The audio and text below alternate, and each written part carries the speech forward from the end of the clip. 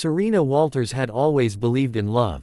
She wasn't the kind of woman to fall easily, but when she did, she gave her heart fully. For years, she was committed to a man she thought would be her forever.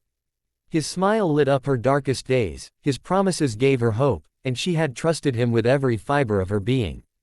But trust, she would soon learn, is fragile.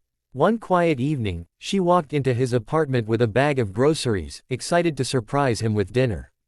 But instead of warmth and laughter, she was greeted by the sound of whispers, giggles, and then silence. She froze in the hallway, her heart racing, before opening the door to his bedroom. There he was. The man she loved. The man she trusted. And he wasn't alone. Her world shattered in that moment. Her hands trembled, her voice broke, and though he stammered excuses, Serena didn't need to hear them. The betrayal was loud enough. Tears blurred her vision as she dropped the groceries and ran, her chest aching as though her very soul had cracked open. For days, she couldn't eat, couldn't sleep. The humiliation, the heartbreak, the betrayal, it consumed her. Friends tried to comfort her, but every word felt hollow. She wanted to escape, to vanish, to run so far away that even her pain couldn't find her. And so, in a reckless moment, she booked a ticket. Destination: Las Vegas. Not for the parties, not for the fun, but for the noise, the lights, the chaos, something to drown out the silence of her broken heart. Meanwhile, in a luxury suite of a Vegas hotel, Henry Blackwood stared out at the glittering skyline. He was a man who had everything: wealth, status, and the kind of face that made heads turn when he entered a room. But beneath the tailored suits and polished smile was a man suffocating under pressure. Henry was heir to the Blackwood financial empire, a dynasty built on generations of power. His family expected perfection, flawless deals, perfect public image, and a carefully arranged marriage that would strengthen business ties. But Henry wanted none of it.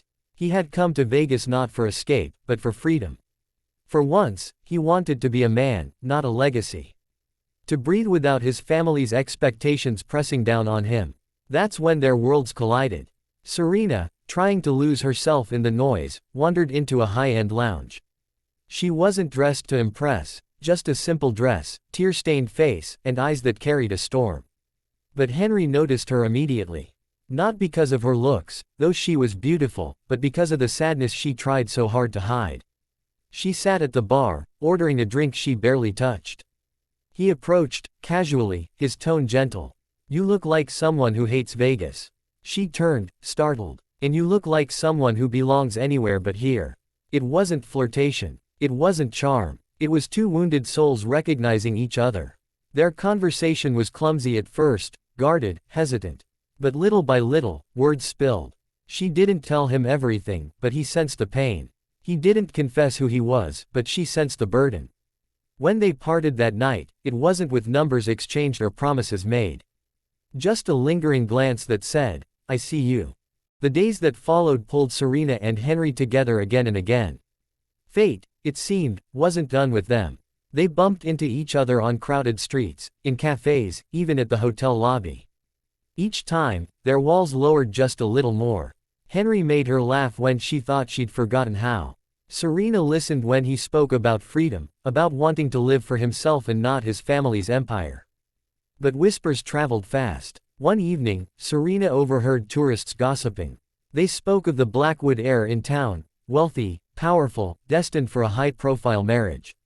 Her stomach dropped. Could it be him? Had she been confiding in a man so far out of her reach, a man who could never belong in her world? That night, in a haze of confusion and fear, Serena confronted him. "You're Henry Blackwood, aren't you?"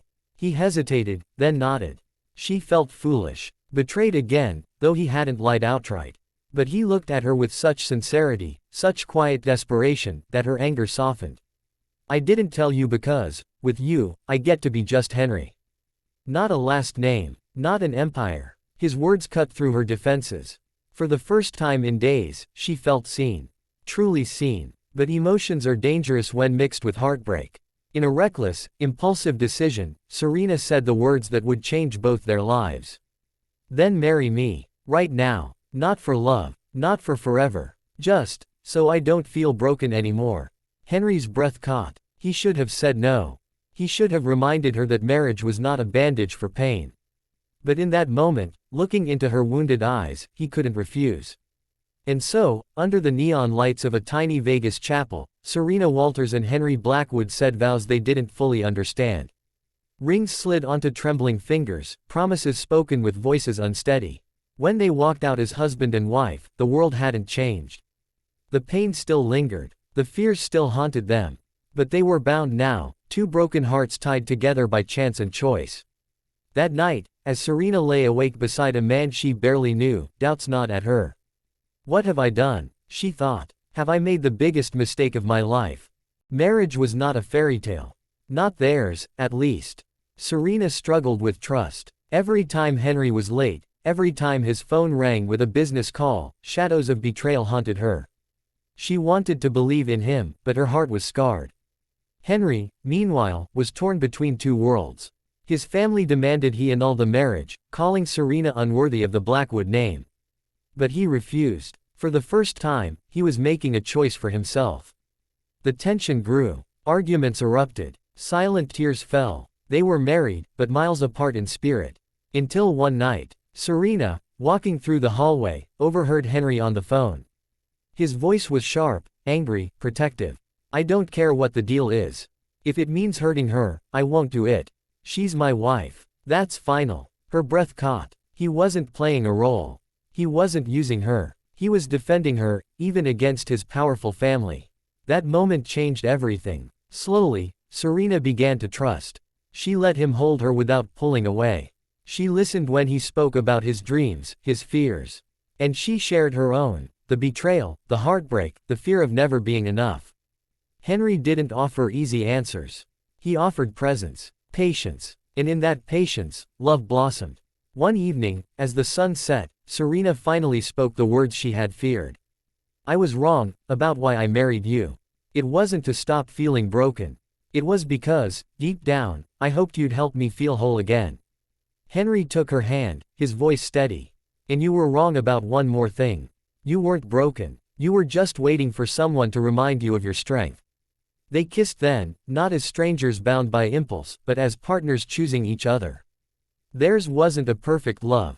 But it was real. And in a world full of betrayals and masks, real was enough. Sometimes, heartbreak leads us to the people we were meant to find. Serena thought betrayal had ended her story, but it was only the beginning. Love doesn't always arrive the way we expect. Sometimes, it comes in the form of a stranger who sees us, not for our past, but for who we can become.